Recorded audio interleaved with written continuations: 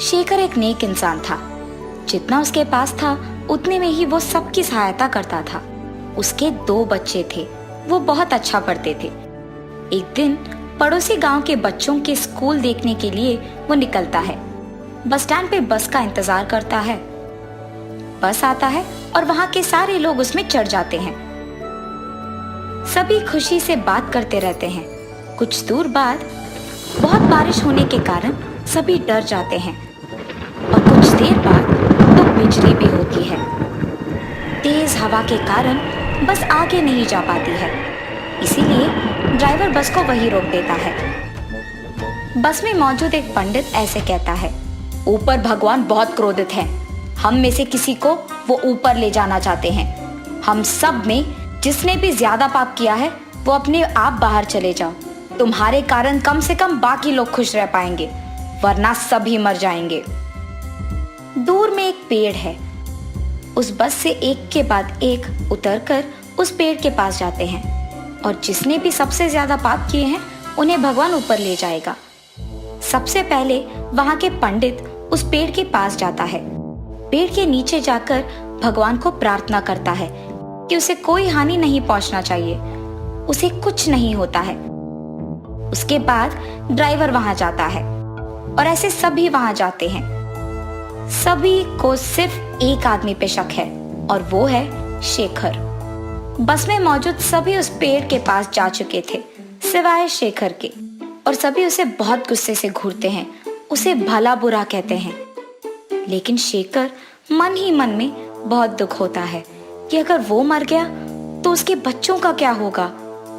आखिर में और कोई चारा ना होने के कारण वो भी उस पेड़ के पास जाता है और सोचता है कि उसके कारण कम से कम बाकी लोग तो बच जाएंगे, और वो उस पेड़ तक पहुंचता है। हे भगवान, मुझे ले जा रहे हो ठीक है, मगर मेरे बच्चों का अनाथ मत करना, तुम ही को उनका ख्याल रखना होगा। ऐसे प्रार्थना करके उसकी आंखें बंद कर देता है और तुरंत आसमान से जोर जोर की आवाजें आती हैं, बिजलियां गिरती हैं और उसमें से एक बिजली उस बस पे गिर जाती है। सभी मर जाते हैं। अब तक उस बस में सभी का बचने का कारण सिर्फ शेखर था। उसके ही अच्छाई, ईमानदारी और सहायता करने की गुणों के कारण उस बस में किसी को कुछ नहीं हुआ था। जब शेखर उस बस से उतर गया, बाकी सारे लोग मर जाते हैं। हमारे एक अच्छे काम से बाकी के 10 लोगों का भला होना शायद इसी को कहते हैं।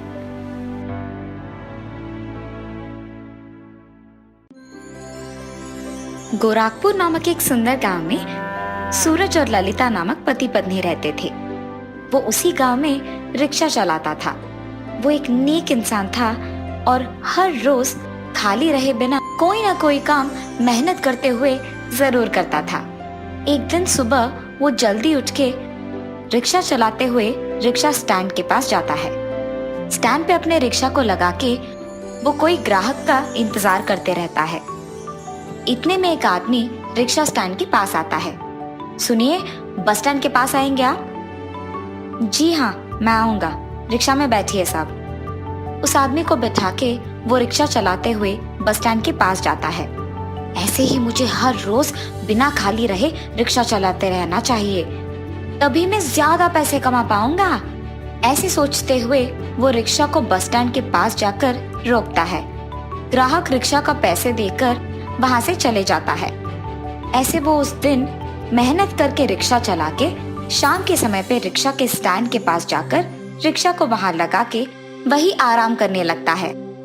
इतने में एक औरत रिक्शा स्टैंड में किसी और के पास जाकर कहती है, सुनिए, अभी मेरे पास पैसे नहीं हैं, पर मैं आपको कल पैसे पक्का दे दूंगी। मेरा इस गांव के स्वामी जी के पास जाना बहुत जरूरी है, कृपया मुझे उनके पास ले जाइए। अरे मेम साहब, आप तो कह रही हैं कि आपके पास पैसे नहीं हैं। इस रात के समय में मैं आपको कहीं नहीं लेके जा सकता। जाइए मेम साहब, चले जाइए। उस आदमी का गुस्से में ये समाधान देते हुए सुनकर वो औरत वहां से दूर जाकर दुखी हो जाती है। रिक्शा में बैठकर आराम कर रहे सूरज ये सब सुनकर रिक्शा लेकर उस औरत के पास जाता है। मेम साहब, मैंने सुना कि आपने उस आदमी से रिक्शा के लिए पूछा है। आपके पास पैसे नहीं है तो आप दुखी मत होना, मैं आपको वहां लेके जा सकता हूँ। सच्ची? सुनिए, मैं आपको आपके पैसे कल पक्का से लौटा दूंगी। अरे अगर आप पैसे नहीं भी दिए तो चलेगा, बहुत देर हो रही है मेम साहब, आप जल्दी बैठ जाइए ना, मैं आपको वहां लेके जाऊंगा। सूरज के ये कहने पर वो औरत खुशी से उसके रिक्शा में बैठ जाती है। सूरज रिक्शा को बहुत तेजी से चलाते हुए उस औरत को स्वामी जी के पास पहुंचा देता है। ये जानकर कि मेरे पास पैसे नहीं हैं, आपने मेरी मदद की है और इसके लिए मैं आपका बहुत शुक्रगुजार हूँ। अरे मेम साहब कोई नहीं, आप बस ध्यान से चले जाइए। ये कह के देर रात होने के कारण वो रिक्शा को चलाते हुए वहां से चले जाता है। ऐसे ही सूरज हर रोज बहुत मेहनत करते हुए सुबह से रात तक काम करता था। ऐसे बहुत दिन बीत जाते हैं। एक रात को जब सूरज उसका रिक्शा चलाते हुए उसके घर जा रहा था तो बीच रास्ते में उसे एक औरत खड़ी हुई नजर आती है। वो उसका रिक्शा रोकती है। सुनिए, मुझे इस गांव में मौजूद स्वामी जी के पास जल्दी जाना होगा। आज अगर मैं उनके पास नहीं गई तो कभी नहीं जा पाऊंगी। ठीक है मेम साहब, मैं आपको उनके पास ले जा सकूंगा। सूरज के ऐसे कहने पर वो औरत उसका रिक्शा चढ़ जाती है। तब सूरज रिक्शा को चलाकर स्वामी जी के आश्रम पे रिक्शा को रोकता है। मेम साहब, आपको यही उतरना था। जी शुक्रिया। ये कह के वो रिक्शा उतरकर चले जाती है। इतने में सूरज कहता है, मेम साहब आपने तो मुझे पैसे ही नहीं दिया। पैसे? अरे रे, मेरे पास तो अभी पैसे नहीं हैं। ठीक है मेम साहब, अभी तो आपके पास पैसे नहीं है ना, जब आपके पास पैसे होंगे तो मुझे जरूर लौटा दीजिएगा। ये कहने के बाद वो रिक्शा चलाते हुए वहां से चले जाता है। मुझे सबसे पहले उस स्वामी जी से मिलना होगा। और ऐसे वो औरत तुरंत उस स्वामी जी के पास चली जाती है। स्वामी जी, आपके बारे में मैंने किसी और से सुना है, इसीलिए मैं आपके पास आई। मैं एक देवदूत हूँ और मुझे श्राप लगने के कारण मुझे ऐसे साधारण मनुष्य बन के रहना पड़ गया। अगर आज मैंने अपना पुराना रूप नहीं पाया तो मुझे हमेशा की तरह देवदूत नहीं बल्कि साधारण मनुष्य बन के रहना होगा। कृपया मेरी मदद कीजिए और इस श्राप से मुझे विमुक्त कीजिए। आप फिक्र मत कीजिए, आपके श्राप से मैं आपको जरूर विमुक्त करूंगा। ये कह के वो स्वामी जी उनके पास मौजूद माया जल को उस औरत पे फुहारता है और तुरंत वो औरत एक देवदूत के रूप में बदल जाती है। स्वामी जी की मदद से अपना पूर्व रूप पाने पर वो स्वामी जी का शुक्रिया अदा करके वहां से चली जाती है। मेरे पास पैसे ना होने के कारण मैंने उस रिक्शा वाले को पैसे नहीं दिए हैं, पर उसी के कारण मैं सही समय पे यहाँ आ पाई हूँ। कुछ भी करके उस आदमी का मदद करना होगा मुझे। ये सोचते हुए वो देवदूत रिक्शा को इधर उधर ढूंढती रहती है। इतने में वही एक और देवदूत को देख वो उसके पास जाती। बहन, तुम भी मेरे ही तरह स्वामी जी के पास आओगी, ये मुझे पता था, इसीलिए मैं तुम्हारी इंतजार कर रही थी। दीदी, क्या तुम भी इस स्वामी जी से अपने श्राप का विमुक्त के लिए आई हो? हाँ बहन, सही समय में मुझे एक ऑटो रिक्शा वाले ने यहाँ स्वामी जी के पास पहुँचाया, इसीलिए मैं श्राप से विमुक्त पाई हूँ। लेकिन मेरे पास उस रिक्शा वाले को देने के लिए पैसे भी नहीं थे।